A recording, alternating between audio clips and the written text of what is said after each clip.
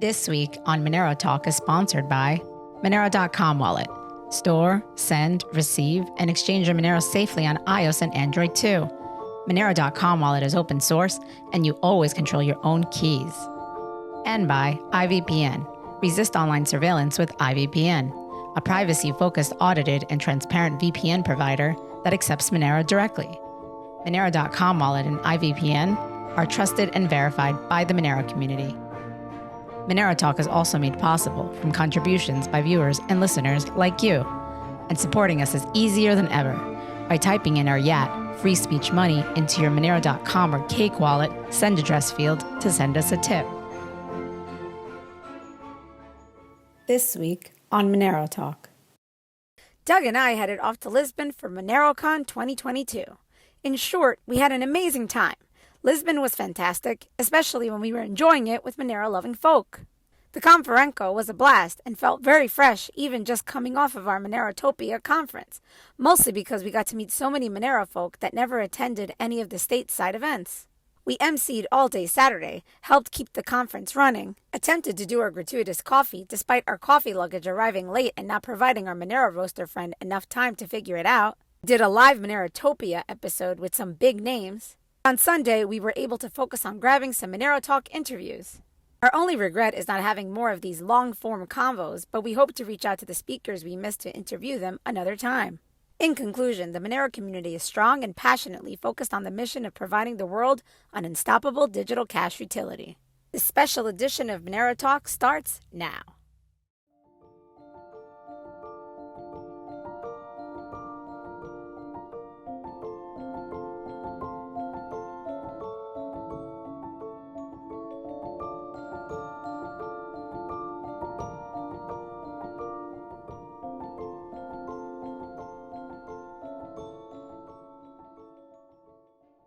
All right, day 2 of MoneroKon. How you guys doing?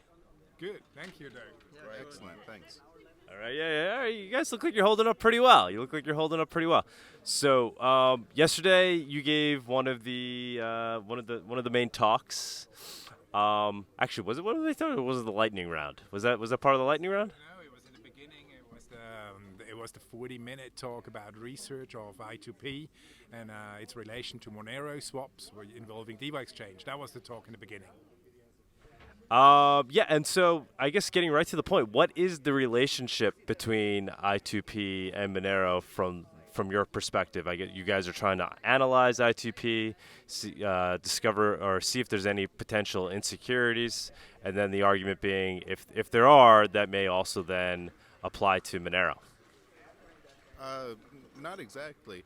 We are interested in using I2P as a means of obfuscating the existence of a Monero node, the traffic produced by a Monero node, and properties of a Monero node that might be enhanced by a network privacy tool like I2P. Our main strength is obfuscating things like location metadata and stripping out identifying information from your internet traffic, and we'd like to use that to enhance certain aspects of Monero. Oh, okay. Because my understanding too is you guys are looking at the tech itself of I2P and trying to just research and see if there's any potential, flaws or weaknesses that may be concerning, and then extrapolating that and saying that that could then also potentially apply to the cryptography and things that underlie Monero. Yeah, but there are multiple layers. So there is the I2P development team, and they're developing I2P. And we as researchers, and maybe you want to ask that Marco, he was investigating how secure is I2P.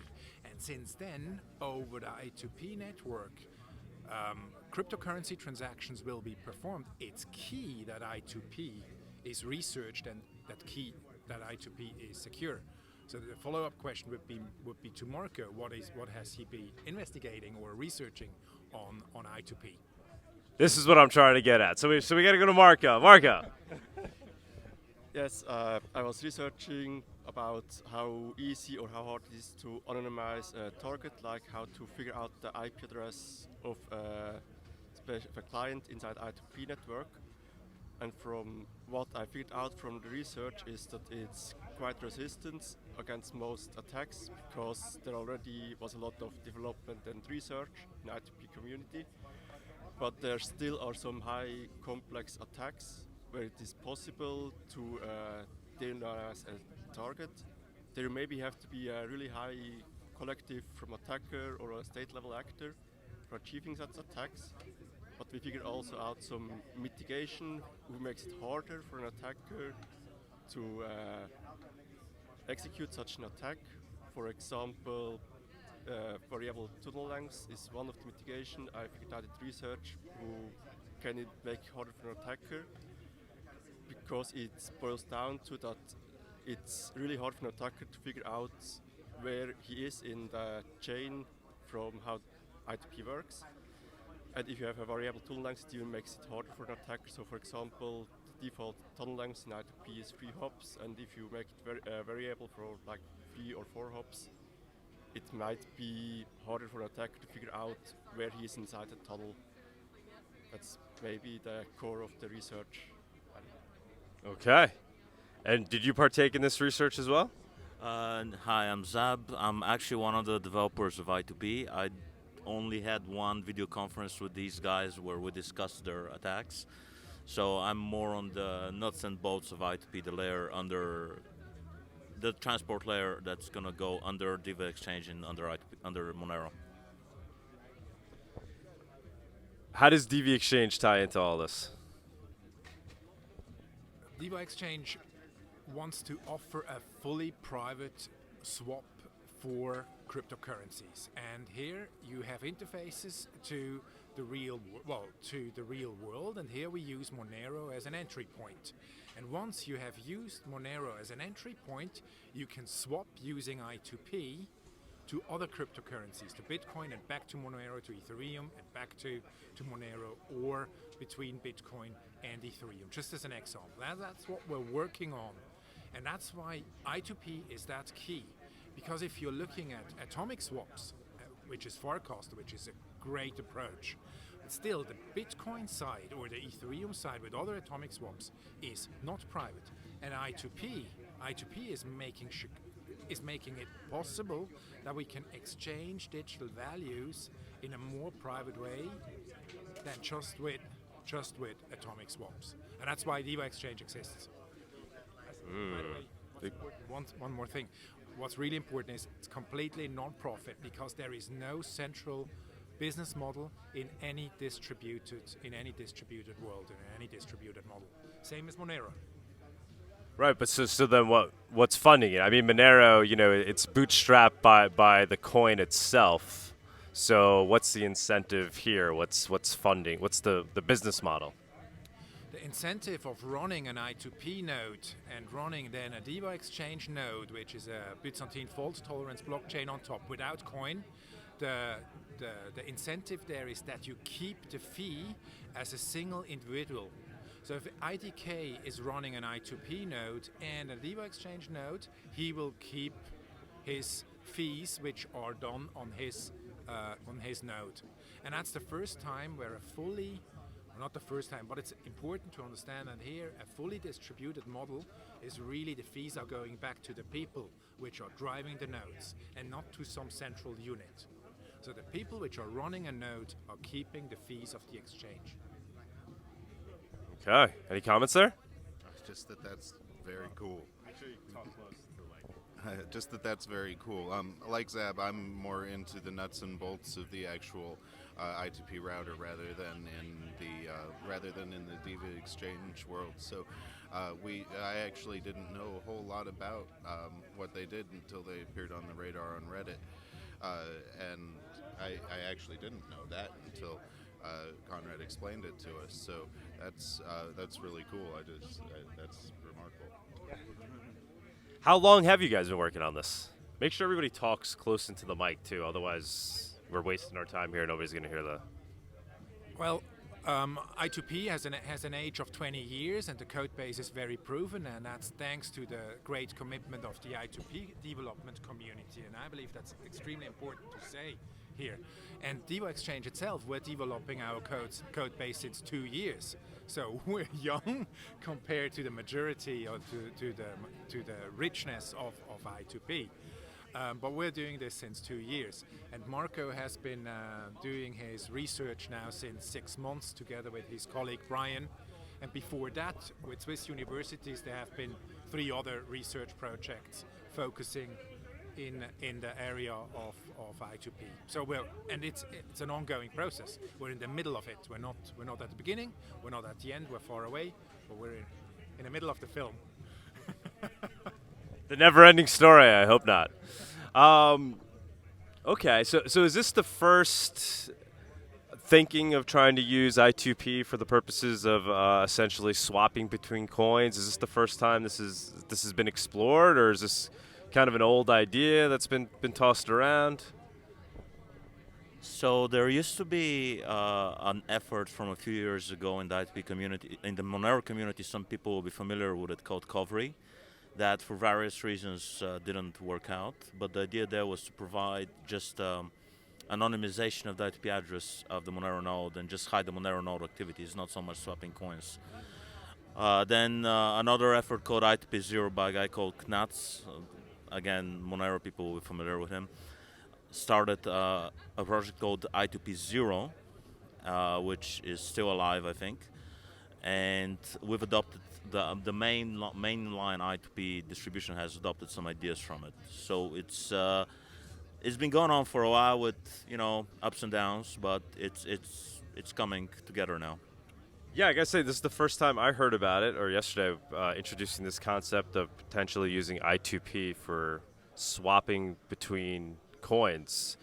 Can you guys go into a little bit more on how that would technically work? Well, I don't. I think the folks implementing the actual swap would probably be better to answer the question. But ultimately, I2P kind of just provides abstractions that are supposed to work more or less like IP. So, and then on top of that, streaming and datagrams. And so you can more or less map regular networking technologies onto I2P with relatively little effort. So it's probably just the same as Farcaster, just using I2P transports. And we're a bit different than Farcaster, but what's really important is, without I2P, the underlying technology which gives privacy regarding sender and recipient of data through the tunnels, a whole swapping of cryptocurrencies between nodes would be totally impossible. Well, you ask the question, how does it work? So you have on one side of the tunnel of an I2P, you have node A and you have node B on another side, and the transactions need to go through these tunnels. And that's exactly the job of I2P. There, the data travels through. And that's giving privacy to node A, and it gives privacy to node B. And once we implement this properly, and that's what the prototype, by the way, is already working, we have many nodes in the network which do not trust each other, which do not know each other, but which can properly communicate over the Devo Exchange blockchain, which has no coin, which is PBFT, so Byzantine fault tolerance based, and which is fully I2P driven. So we have a network in the network which is totally private. So that's the concept. Sounds a little too good to be true, though. Yes, that's true. It sounds too good to be true. I believe the code should talk. I2P has an age of 20 years. Devo has an age of 2 years. Please, developers, look at the code, criticize us, be skeptical, as the Monero community always was. Be very skeptical. Do research, do your own stuff, and criticize us. I'm super open to that. Cool. Very exciting. So what does the timeline look like then for potentially getting this up and working? The timeline, we don't publish any milestones or any timeline. We go as we go forward, and if somebody wants to help and jump in, cool. but there is like what I experienced in the last 2 years with I2P. They have more or less once a quarter release cycle, even monthly sometimes. But I'm very, very happy since almost a decade with their reliability. And at Diva we try to reach the same kind of reliability as those guys here, which is really impressive.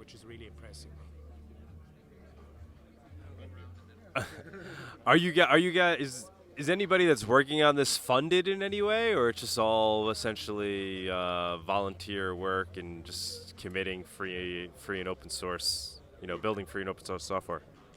It is 100% volunteer. There is no business entity, no official entity of any kind, and we do not accept donations, believe it or not. Wow, why is that? Just don't want to be influenced in any way? That is the main reason. There were also some logistical reasons, like people living in the EU. If you accept donations, you will automatically have to be registered as a business. We don't want any of that. Those strings. We don't want any of that overhead, really. Any idea as to how many people are contributing to I2P? I would say a regular basis, as in like every day, there would be like 3-4. But there's always people just coming and saying, oh, I want to fix this little thing, tweak it here and there, and open a pull request, and we review it and submit it. So over the years, it's been a lot of people, most of them anonymous, and I don't even know IDK's real name, I think. And it's been plus and minuses. We've gone through periods where an completely anonymous developer was driving the project for a long time, and then one day just disappeared with the domain name and all the keys and everything, and we were in big trouble. That was 13 years ago. It took a while to recover. Oh, wow. So where does I2P currently stand with regard, versus, let's say, Tor? I know they're two different things, but can you give us any insight there of Tor versus I2P and what the current state of those two different technologies are?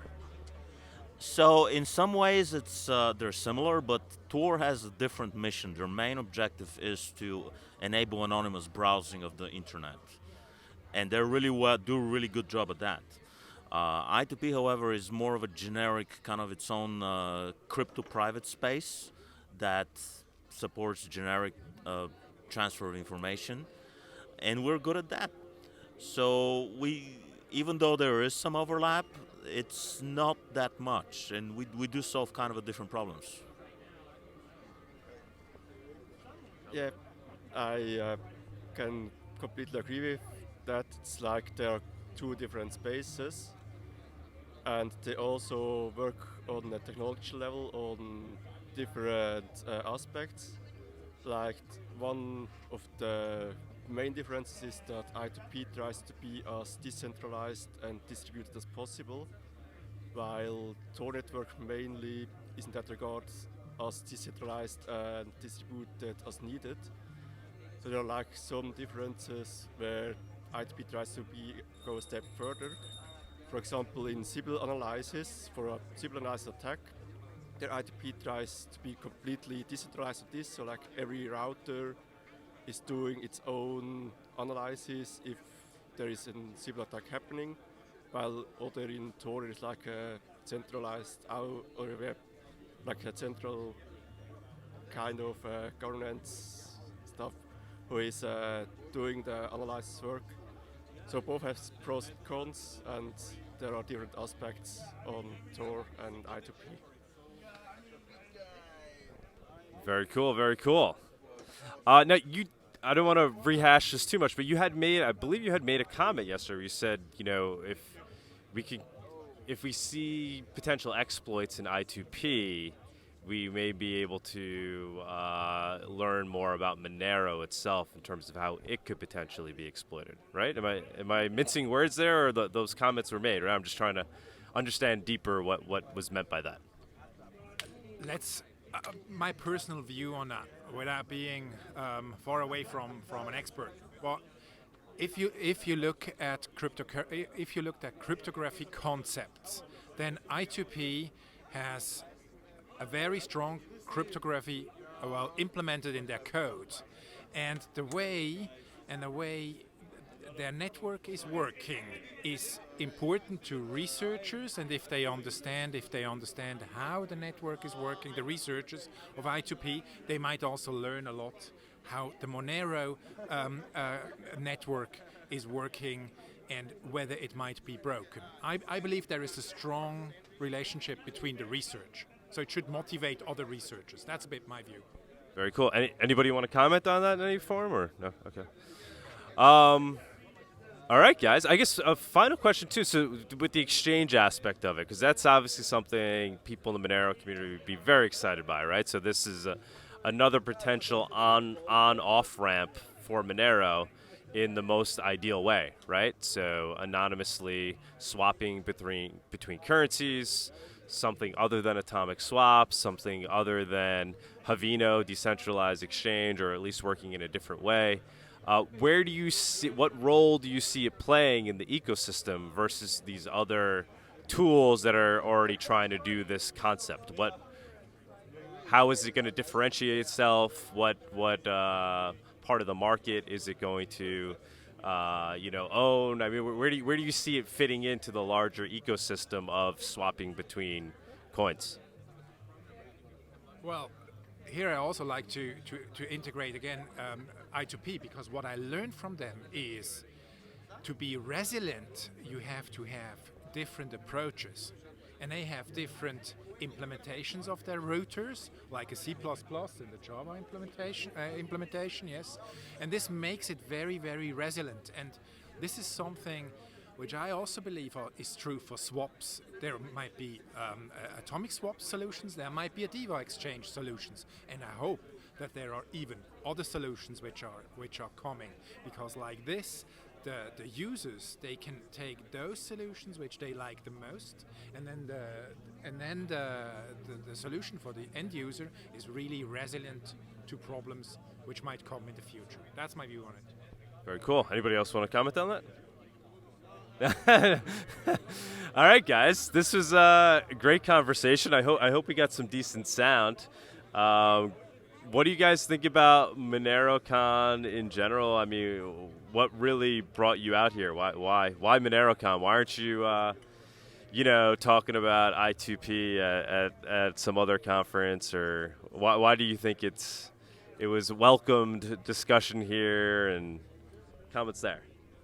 Well, someone came on our forum and posted an invitation, and I thought, because I don't live too far, I thought I would come, and then IDK said it would come, and it's, I think it's good. It's mostly to kind of reinforce the relationship between the two communities, which, as I said, wasn't always great back in the day when it first started, and to meet the people, and we do go to other conferences occasionally.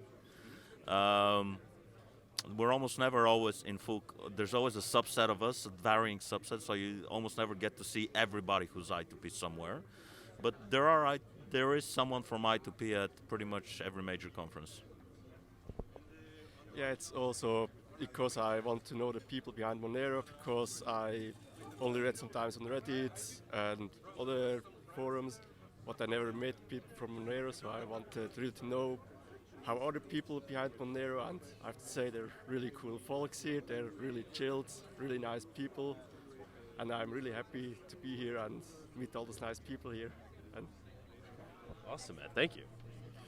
I think that I was fortunate enough to join the project after all of the early drama between I2P and the Monero community, but shortly thereafter, I think.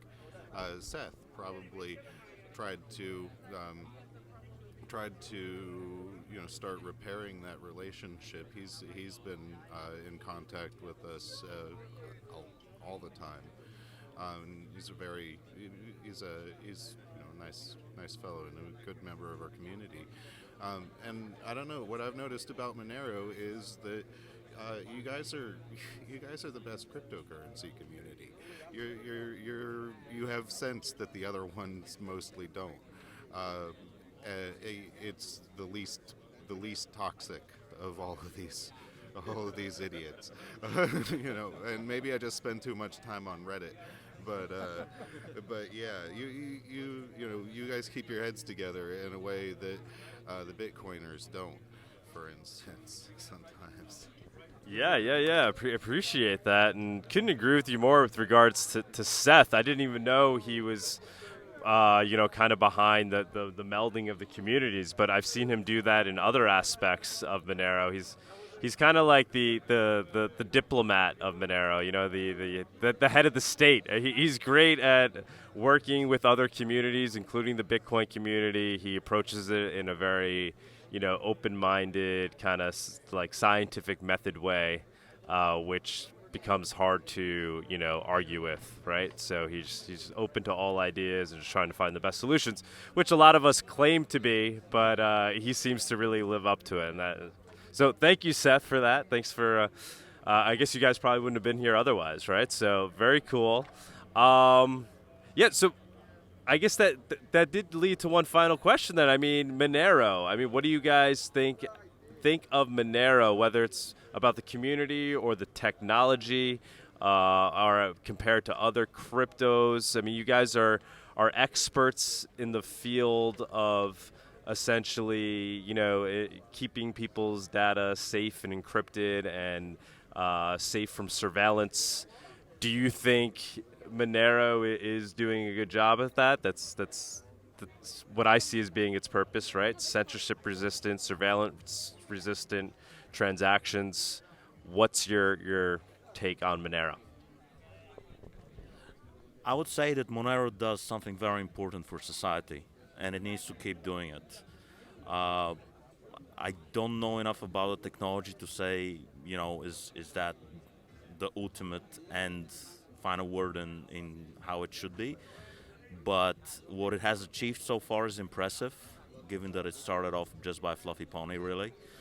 And the fact that it's doing it, the fact that MoneroKon exists, is makes me very happy. Awesome. Yeah, I can just repeat what he said, but it's really, I think Monero is one of the cryptocurrency I probably would trust most, because they really appreciate the privacy of other people.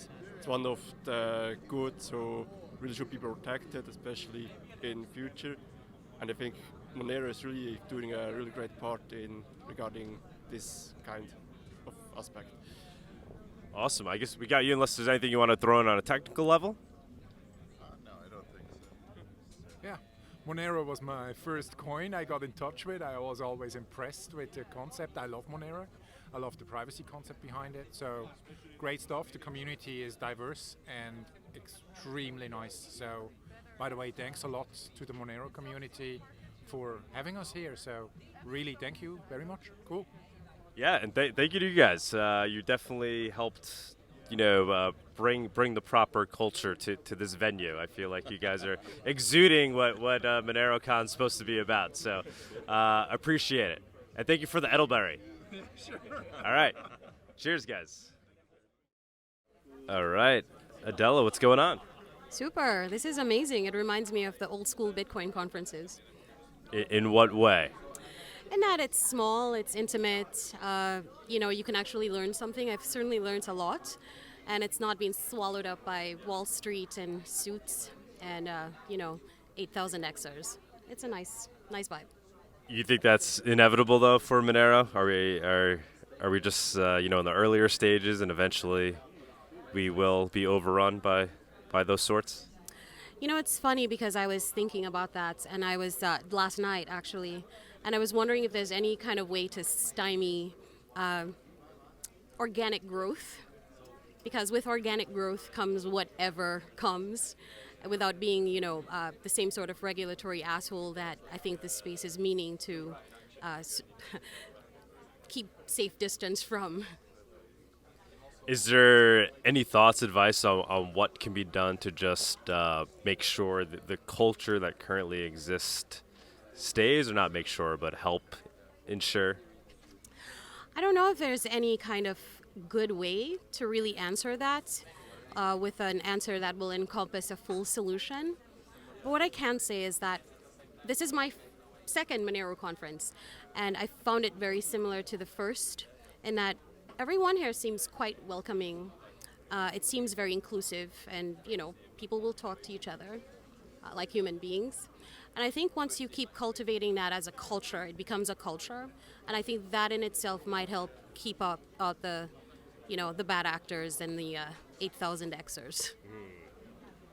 Yeah, I mean, the Bitcoin ecosystem, seems to be more based on a number go up these days, and that really seems to be the culture. And its immune system, quote unquote, seems to be just fighting off anybody that doesn't believe in the number go up narrative.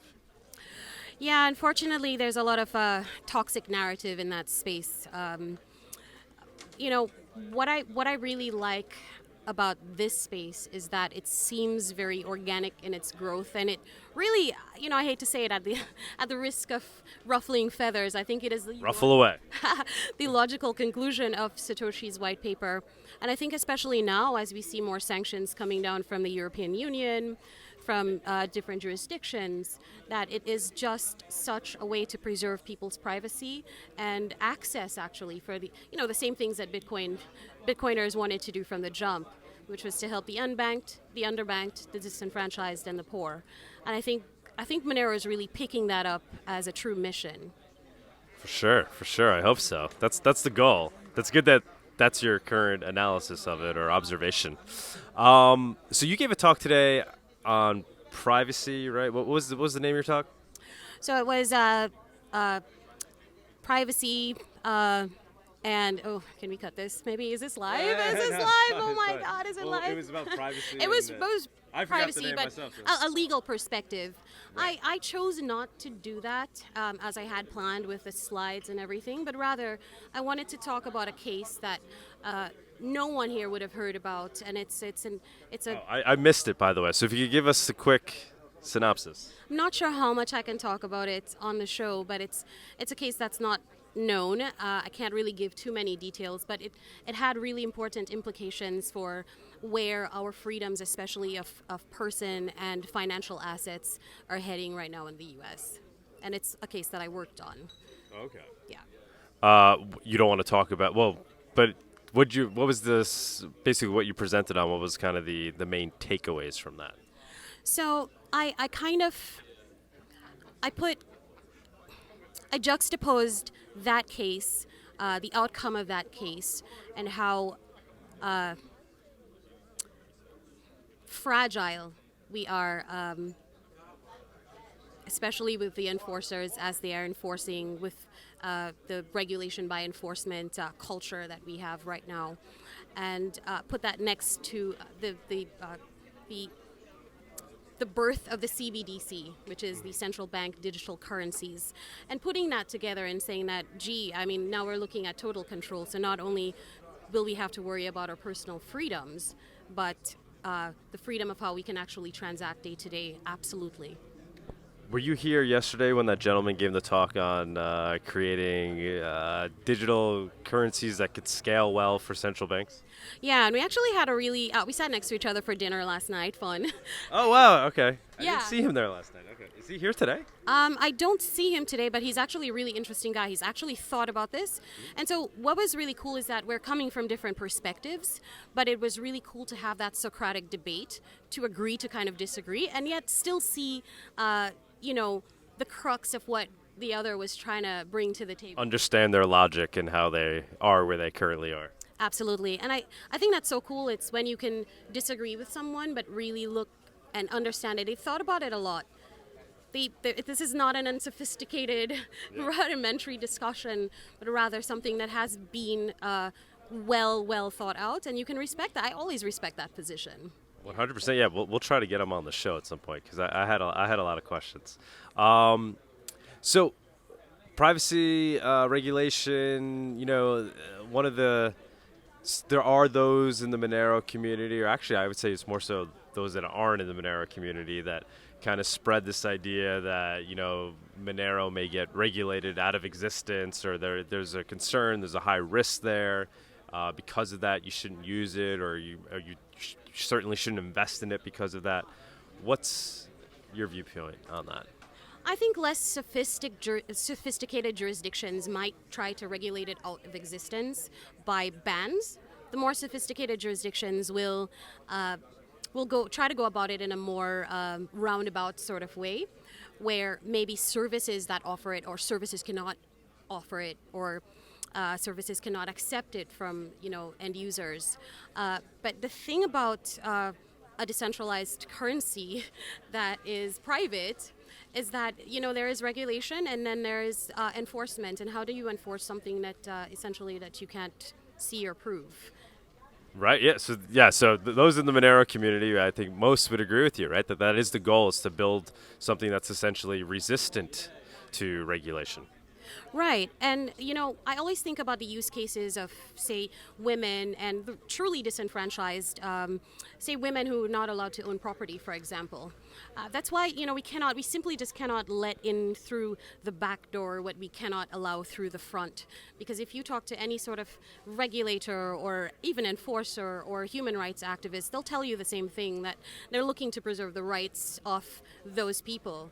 And so when you put a ban on or try to ban technology like Monero that could really just be save somebody's life, really in truth and fact, then you are doing that sneaking in through the back door. Let's talk about United States in particular. What's your viewpoint on the United States jurisdiction and what it may look like for Monero? Wow, that's a really, really tricky one.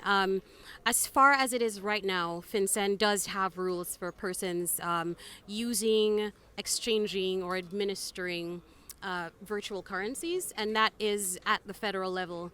And every state has their own definition of money. It's very straight across the board. It's very similar across the board. But now, on a state level, you would have to look to narrow the definition of money to really sort of assert control over that.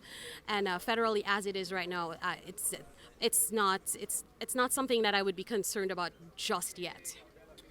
Do you think there'll kind of be this PGP moment for cryptocurrency and Monero in particular? This moment where it really becomes a constitutional debate as to whether or not something like Monero should be allowed to exist without regulation. Could you ask that again? Are you talking about PGP keys? Yeah, I'm talking about, I guess I kind of jumped. So, the whole PGP story, Philip Zimmermann, creator PGP, and there was a struggle, there was this battle. I mean, they basically accused him of exporting illegal munitions because of the tool, the encryption tool, allowing people to essentially communicate peer-to-peer without a government being able to spy if they wanted to. And they saw that as a technology essentially that shouldn't be in the hands of people. But obviously, there's constitutional arguments to be made as to why that should most certainly be allowed, right? It's essentially free speech, code is speech, encryption is speech. The ability for people to communicate freely obviously is speech. Do you think there'll be that moment with Monero if they were to try to regulate or perhaps even ban, that there would be this constitutional argument that's made and hopefully Monero would come out on top? So fun fact, I'm an old cypherpunk. I was in the digital gold space back in the early 2000s. So, this is something that I've thought about a little bit. And I think that I ask you because you're an attorney and you obviously are very well versed in these concepts. Sure. I think the cypherpunks fought a good fight. And I think we're at the point right now where the regulators actually understand, again, going back to what I said about enforcement. So there's what you can regulate, and they really don't seem to have any sort of stops, between, regulation and not in regulation. But at the end of the day, it's all about enforcement. It's what can be enforced. And I think now, especially that cryptography is being used so widely, that it would be very, very difficult the more that it is integrated into our day-to-day uses, as that was an issue back then. Right. So this idea, if you all adopt it and start using it, then it becomes a null argument. Absolutely. Like, for example, the FATF, the latest FATF recommendations that would essentially make a non-custodial, unhosted wallet provider a virtual asset service provider that would have to do all this record keeping and reporting, if then adopted by the EU and voted on. It's ridiculous because that's such a thing, if you read it plainly, would mean that any kind of service that has the ability to custodian a key segment would be subject to those reporting and record-keeping requirements, like Google Authenticator or, iCloud. And certainly that could not have been the meaning that was intended for it. So I think moving forward, the regulators are going to start to be a lot more careful in how they word things, and how they're looking at the comments period. They're looking at the comments. They're looking at the technologists pitching into the discussions, and they are contracting with the technologists so that they can actually start writing these things in more clever ways. Yeah, no, so I feel like I'm pushing you on this concept of, do you think there'll be this constitutional moment where it's decided whether or not Monero ethically should be allowed to exist freely? But then you seem to be just more interested in, well, this is an unstoppable technology, and that's what it's supposed to be, which is what we all here are interested in. But I was trying to get your legal perspective, but you're saying, well, why even talk about that, essentially? Let's build tech that's resistant to regulation. Absolutely. Let's build tech that's resistant to it.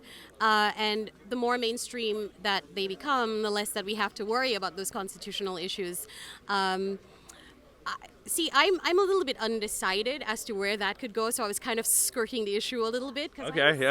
No, I didn't mean to put you on the spot there. Yeah, no. I just wanted your opinion. Yeah. No, I absolutely love it. I think if it does come to that, where it really does become a discussion about protection of constitutional rights, I think the more people who adopt it is a bigger fight that we have, like we're seeing now with SEC v. Ripple. Because they certainly had millions of dollars to throw at fighting that. Definitely. Too big to fail.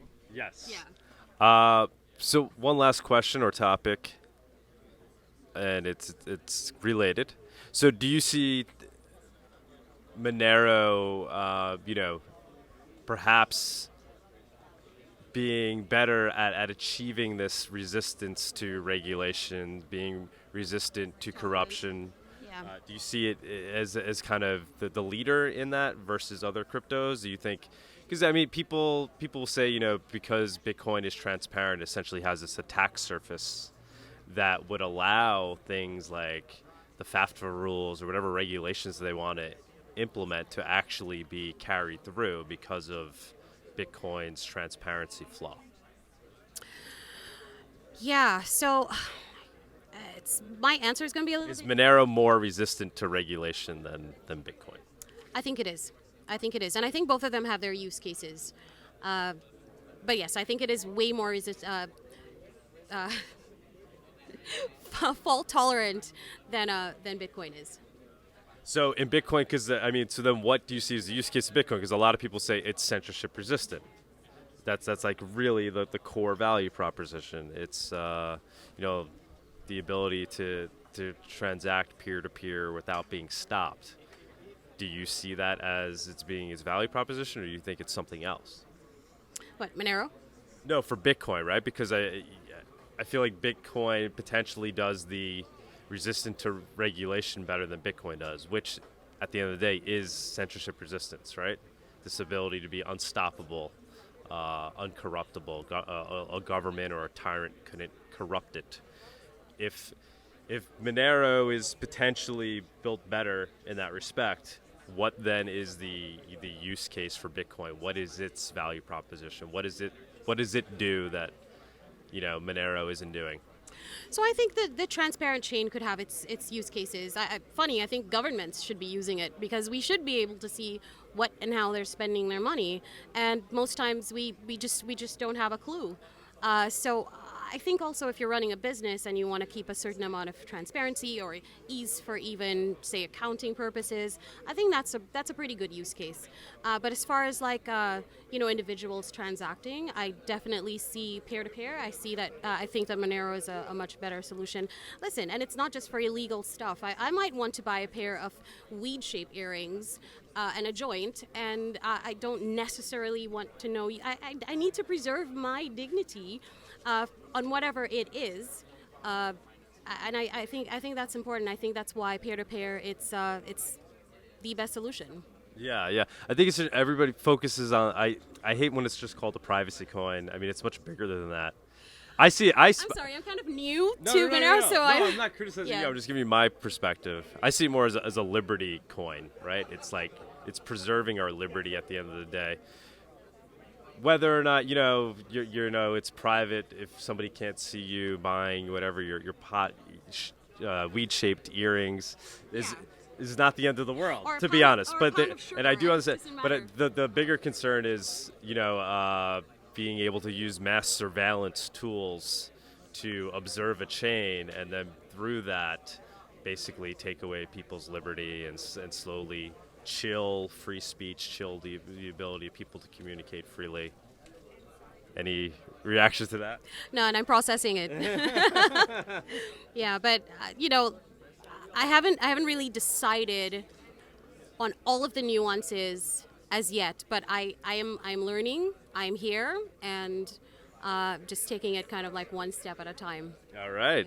Yeah, because this idea that Bitcoin's cool, and then just use Monero if you need privacy. I think it's much larger than that. It should be everybody should use Monero for transacting because we want to prevent dystopia. We don't want to live in a world where where we're all being perfectly surveilled. With regards, we are being so surveilled at this point. I mean, it's the norm right now. We're getting worse and worse. Yeah. Right. Yeah. I mean, every site you use is tracking your information. This geologging is insane. So I think we're getting more and more immunized, and it's becoming more and more mainstream that we're accepting that we are surveilled. I've certainly seen things in Discovery, that I just would never have expected to see. Companies really collecting more than just personal information of their users, but going beyond that. And really, if the companies are doing it, then the governments and the enforcers have access to that information. Awesome. Anything else you want to leave with the Monero community? Anything else you want to say? No, I love it here. That's it. Awesome. Well, thank you for having me. Yeah, nice seeing you again. I know we saw each other at least twice. I think we may know each other from Miami. It's from Miami. I thought maybe even before that too. I got a half-price ticket from your lovely Sunita here. She made a good business decision, so we were happy to have you there. Yeah. And I'm sure I'll see you around. I'm sure. Yeah, my pleasure. Anywhere where people can find you, follow you, see your work. I'm not much on social media, but you could follow me at Bitcoin Khaleesi. I know that didn't age well, Game of Thrones. But Bitcoin Khaleesi on Twitter, hardly there. And you can send me an email or just a direct message through Twitter. I'll find it eventually. Okay. Or Adele.la. So ADEL.LA. That will take you to my LinkedIn page. Awesome. Thank you so much. Thank you, Adele. Cheers. Where'd he go? He ran away. I went to interview him.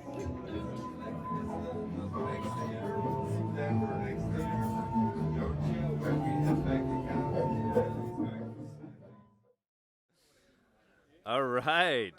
What's going on, guys? Everything good? And you? Good. Having fun? I'm having a blast. Yesterday I was running around. I was the MC. But today I was like, I want to just be able to do some interviews. And enjoy it. Because this is what I like doing talking to people, Monero Talk, long form. I get more enjoyment that way. Yesterday was a blast, but I wasn't able to do any of this, so I'm enjoying this.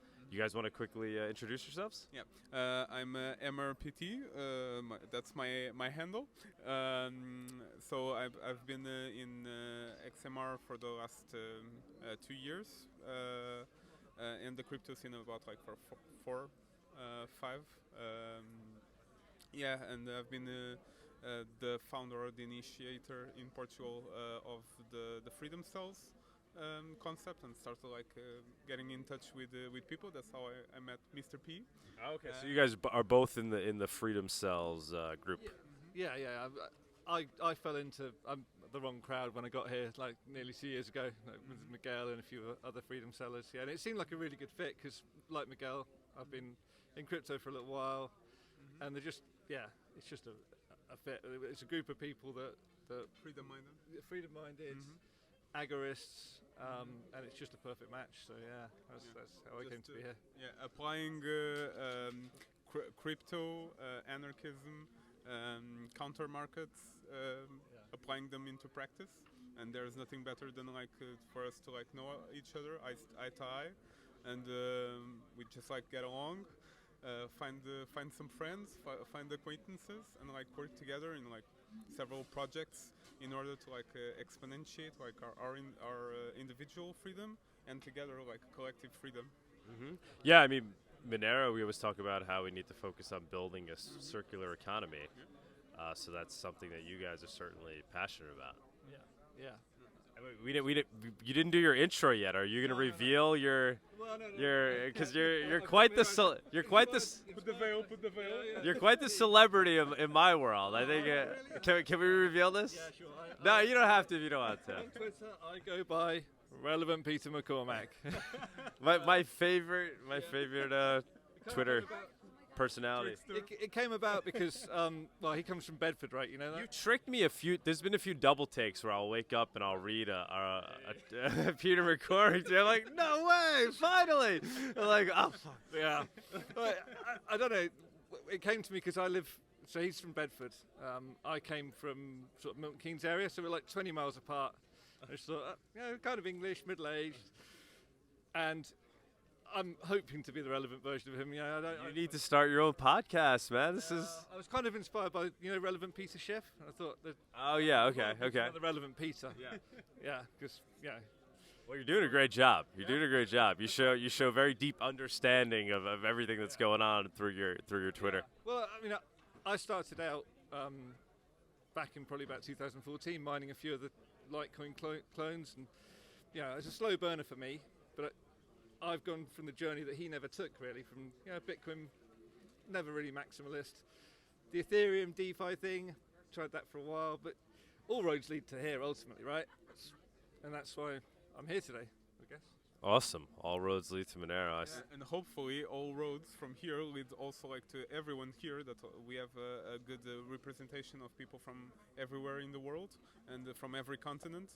Hopefully from this also we could inspire people to go to freedomcells.org, for example, and or other sites, or even just like start something, a chat, something, and just like start connecting with people near you, meeting up live, connecting to people, and like making like friends, and good connections, contacts, and start working together with the exchanging crypto as a good start, or just skill sharing, working on like alternative communications, ways to getting like encrypted communications, or like even alternative like CB radios, ham radios, LoRa systems, alternative internet, for example.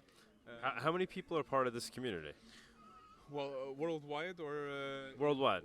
Worldwide, officially, according to the site, it's like 35,000, but that is also always like you have people that are just like subscribed there, like to us, like what it really matters is like people that like give faith, Yeah, I think there's a lot of people that are nowhere near the site. They find you organically in places like this. They don't even need to go there.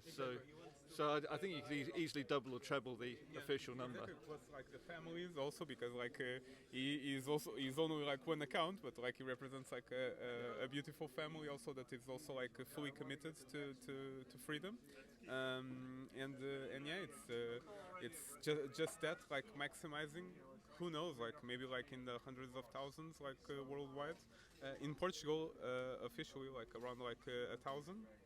So there's a pretty good community here in Portugal. Yeah. And you call it the Mexico of Europe, right? Yeah, the Mexico of Europe. Yeah.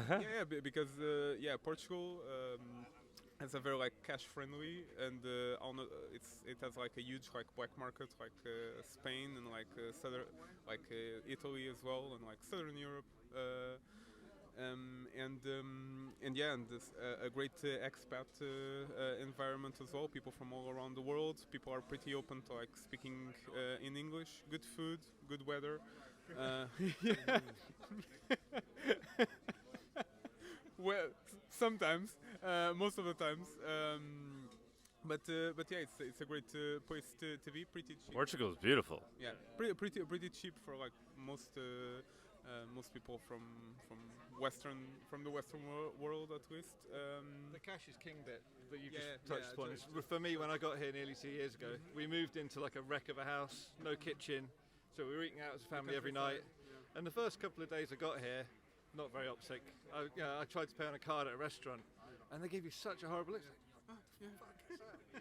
And you quickly realise it's like, well, they maybe pay 3% on that card transaction, which in rural Portugal is everything, right? Not even So like VAT. that's what I love being here. We're on fertile ground as Monero adopters, because if the ECB if they dare to try and roll out that, or when they try to roll out that central bank digital currency, it might work in Germany or Holland, but here, good luck. There will be a resistance in case of that, because a lot of families about like a third of the country directly or indirectly needs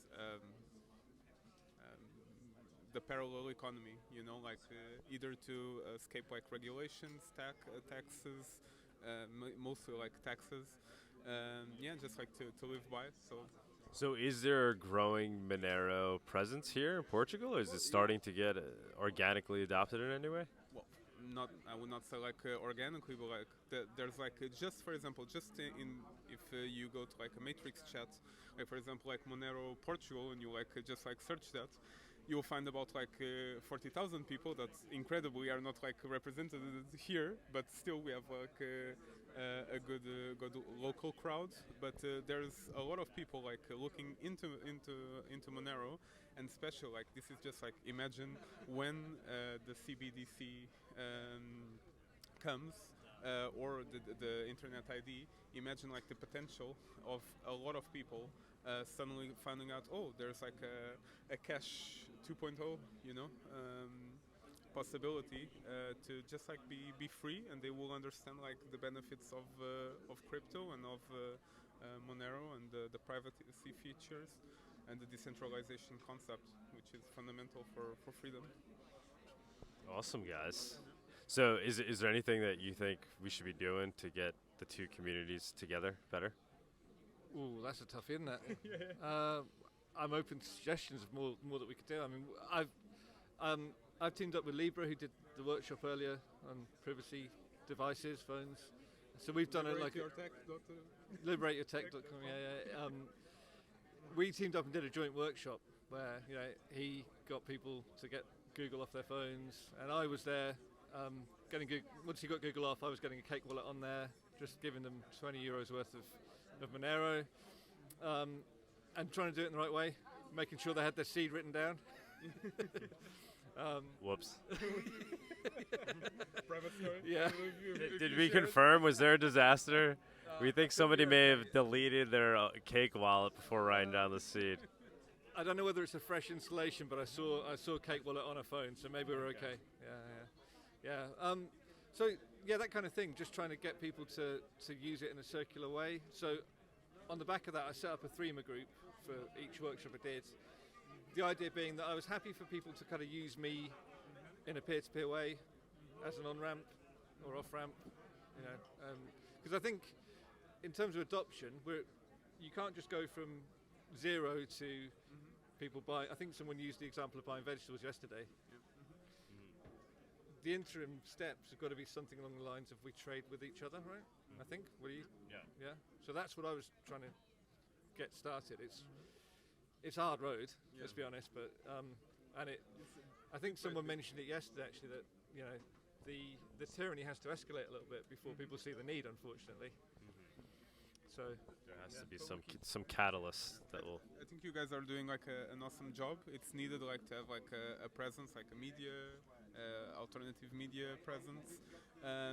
Yeah, I think it's just a matter of time, and as soon as also like the layer twos, like as soon as like the practicality of it like becomes like more efficient and more like easy to get into, and the external factors, or also known as state tyranny, starts to accrue, like Mr. P said, and very well. Obviously, people will just like flock to it, and then you won't need to like try to like bring that to the people, because the people will already already be looking out for that. So it's just a matter of time. You're doing a great work, and thank you for choosing my lovely country to do this, and you're always welcome to. Yeah, man. No, we're having a great time. Open you a venue. Well, we're thinking of maybe doing the next MoneroTopia. Maybe you guys would want to be involved in some way, even if we didn't do it in Portugal. But where are there other big communities? The States, of course. The States is like the main one. Where? You Everywhere. mentioned Cork Fest yesterday, didn't you? Yeah. Yeah, New Hampshire. That sounds good. Yeah. Like overall, like in the States, everywhere, because like the concept started there. Mexico, it's a big one. Presumably for the States, you'd have to go somewhere like Texas or Florida, though, right? Yeah, Texas, Florida, New Hampshire, probably. Yeah, I would say that those would be like the big ones. Not New York. No. I'm an army of one over there. Nor California. But yeah, I think those would be like good places. Yeah, in Europe. Yeah, it's tough to say. Like, there's also a lot of people like in Bulgaria, for example. There's a lot of like people like flocking to those like southern Eastern Europe. Okay, that's interesting. Yeah, just a matter of time. A little heat map of liberty around the world. Yeah. So where people can be a little bit free, the people will flock there. All right, guys. Thank you so much. Yeah, appreciate you guys jumping on. Thank you for the invitation. So overall, what was your take on the conference overall? You guys? Yeah, I think the comparing was slightly higher standard yesterday. Got to say, but the comparing was a higher standard yesterday. I think, yeah. I missed Amir's talk. I thought we were on lunch, and then I caught like the last 5 minutes. But yeah, overall, awesome. Mm-hmm. Yeah, awesome. Cool. I was just going to we were just also wondering, because of that, because we both like missed it because we went out for lunch. Things you'll be uploading the Yeah, they'll I'm sure at some point they'll post them. They're recording. They didn't live stream, but then they're going to be posting the recordings. Yeah. That would be great. I'd be shocked if they didn't. Yeah.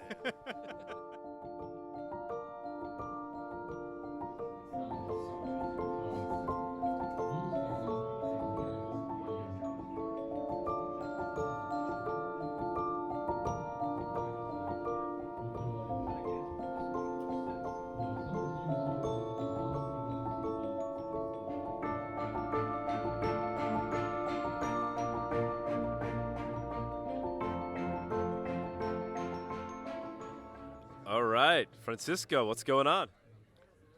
Well, I had a good talk today, very interesting conference. I really want to thank the organizers of this conference. They put a phenomenal amount of effort. I'm really impressed with what they've done. So that would be one of my comments about this. I was really pleased with the conference as a whole. What are some of the things that you were most excited about at this conference? I had a great time. Yesterday I was doing the MC stuff, which is fun. I enjoyed doing it, but it took away from my ability to have the one-on-one conversations like these. So today I'm doing more of that. So I'm loving today, even though being exhausted. It's nice to have the moments where you could talk to somebody for an hour at length about a certain topic. What have been your greatest moments at MoneroKon? I've had a lot of people. I've had a lot of very good one-to-one conversations. I've met a lot of people. I've had really good interactions. I've learned a lot. I've also listened to some talks and identified others that I want to really study. So that's been, I've more than achieved what I aim to do here. So I'm really pleased with that. It's a great networking opportunity.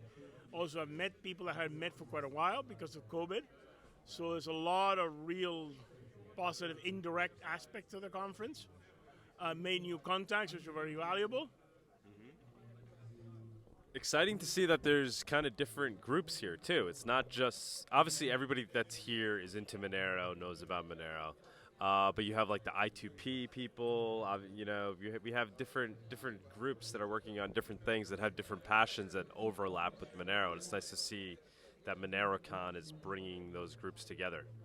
Well, it's a lot actually. That's actually really, really exciting. It kind of reminds me in some ways of MoneroTopia, who MoneroTopia brought together. I mean, this is the networking aspect, the broader community aspect, and that's working very, very well. Yeah. Nice to see. So I introduced you this morning, and I falsely said that you'd be talking about scalability, which is what you normally talk about. I didn't have my double espresso yet, but today you actually spoke about a different topic, right? Well, not strictly exactly, because it is related to scalability. So you weren't that far out, and it's more subtle. I spoke about the environmental footprints and the impacts on attacks.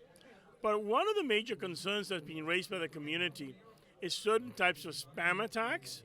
And that came up in this talk. And the relevance of the environmental question is that the spread between a 51% attack and a Big Bang attack is actually a lot tighter.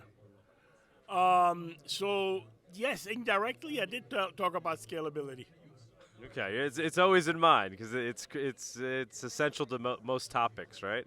So what is the kind of your basis thesis then with regards to the environmental impact of Monero? The mindset has to be changed. You mine Monero to either get a rebate on your heating costs or in your electricity. You mine Monero with electricity you may have to sell a very low price, or you have to get a low price. So yes, you can do some of the traditional mining, but you've got to change that mindset. The heat is a critical component of this. If I was going to say something, I come back to my comment about Madrid and Edmonton. Plus 40 in one place, minus 40 in the other. Well, heat is a relevant question. A lot of people say that they can't mine Monero. They're trying to do it in a traditional way, and in certain circumstances you can. But the real thought is, I can get free Monero actually quite privately, because if you've been surveilled and completely, the person who's surveilling you will not see a change in your electricity bill. All you've done is switch from resistive heating to mining Monero. Nobody's going to know that you got the Monero. So that's a real privacy side effect to this too also. In addition to that aspect, do you think there's other aspects that differentiate Bitcoin from Monero with regards to mining? Obviously, you have RandomX, and then in terms of what the impact on the environment is it different between Bitcoin and Monero, or is it because they're both proof of work, it ends up being the same thing, or is there potentially a different impact that Monero's having on the environment versus Bitcoin? Major impact is the fact that we're dealing with, is the effect of RandomX is that we're using CPUs versus ASICs. So the first thing that happens is it lends itself to opportunistic mining. This is what Howard Shu was talking about in his talk, that you can use any equipment you have there. You don't have to worry that it's not the greatest and best CPU, because you're still going to advantageous. ASIC, I mean, in principle, you can do it with ASIC. My feeling is with Monero, you don't need any other incentives. With ASIC, to make it work in this kind of way, you're going to need regulatory incentives. So I'm saying that a regulator, like say the European Commission, can say, okay, we want to allow mining, but only if it's decentralized, only if you have one ASIC per house. Well, in Monero, that's not going to change anything. With Bitcoin, it would force the decentralization of ASICs. It'll actually benefit the Bitcoin network, because now they get one ASIC, one vote, as opposed to one CPU, one vote. But you're going to need, I suspect, some push from regulators to do this. And that's a way to compromise, deal with the environmental question, but at the same time actually support the Bitcoin network and not attack it. So there are fundamental differences. The problem with ASICs is they are proprietary for the most part. They favor large industrial operations.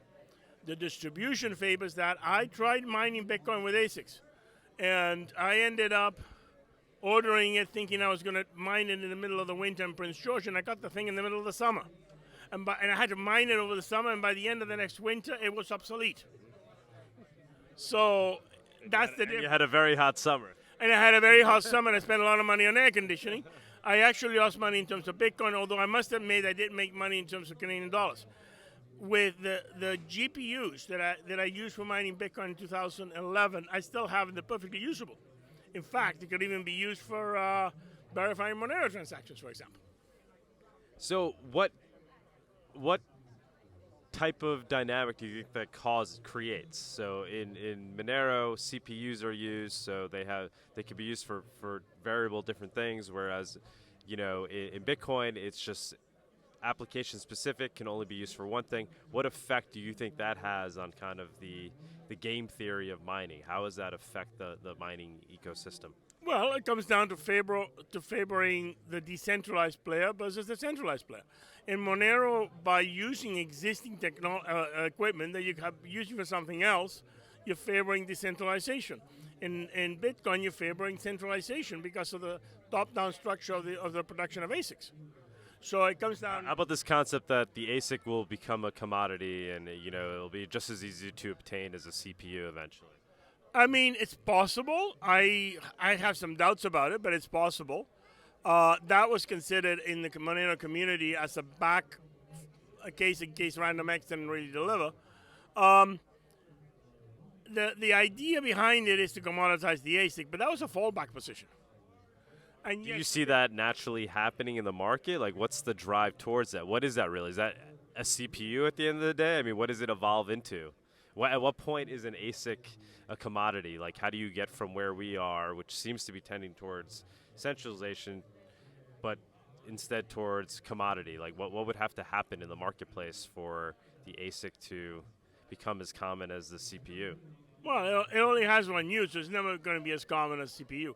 Now, keep in mind, I mean, you could probably go out there and design an ASIC, quote unquote, to mine Monero, which is essentially a green CPU. So you'll get rid of a lot of the baggage and so on, and maybe you can increase but you still end up creating something that has a whole bunch of other uses. The key point of RandomX is you have to use all of the features of the CPU. And it randomly designs, the virtual machine what's going to go in there. And so what you've done is you've designed a mining algorithm that you have to use a multi-purpose CPU in order to efficiently mine it. So that's what's driving the decentralization. Because now anybody can use any CPU that goes for something else for doing it as a specific thing that one company or two companies produce.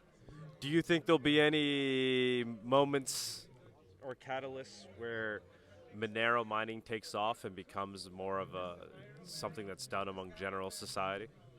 Well, it could become in the sense that if people get the idea that they can get a 10 or 20% drop in their heating bill by mining Monero, and if you have a large, expensive cost of electricity, then it suddenly becomes attractive to do this. So yeah, I mean, if you tell enough people, well, you can get 20% or 30% off your electricity cost. Or your heating cost, basically, by doing this. Do you see it potentially being built into other technologies? I think I've asked this to Howard in the past, and he's always said it doesn't really make sense economically. But obviously, with heaters, obviously that makes sense on a thermodynamic level, right? Like you're producing heat anyway. It's efficient to have it be used for that dual purpose. But would it make sense for some product that may be doing something else to also be mining Monero at the same time? Not particularly. I think the advantage would be you could design a water heater, for example, that mines Monero. You got to be careful with this because the problem is I'd much rather see people use existing CPUs to heat. Now, you could design something like a water heater or something like that, but keep in mind the CPUs also are going to change in time. They're going to be replaced with faster CPUs. a water heater can last for like 20 years. Your CPU from 20 years ago isn't going to do that great mining Monero. Right. So there's an obsolescence problem. There's also a danger that the company that makes the thing may try to control the thing, so that makes it difficult too.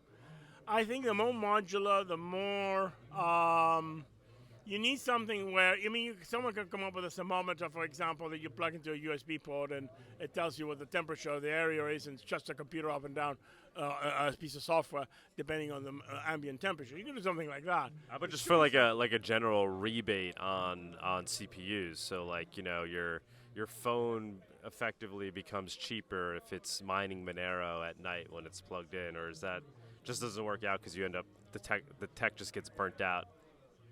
Well, basically what you do is you pay for the phone and then you mine Monero and you get Monero for it. So yeah, you can subsidize the cost of your phone by doing that, but it's not going to be something you do with the phone company who sold you the phone. It's the same thing. I'm going to go out and buy a computer. Well, I could say, okay, fine. I want to buy a brand new rig. I'm going to spend some money on this. Well, I'm going to time it. For example, I'm going to buy it in, say, August. No, I'm just saying, do we ever get to the point where, a phone a smartphone's mining Monero during its not usable hours, its off-peak hours, and it's like the hardware is getting subsidized through its alternative use for mining Monero when it's not being used for other purposes? Well, absolutely.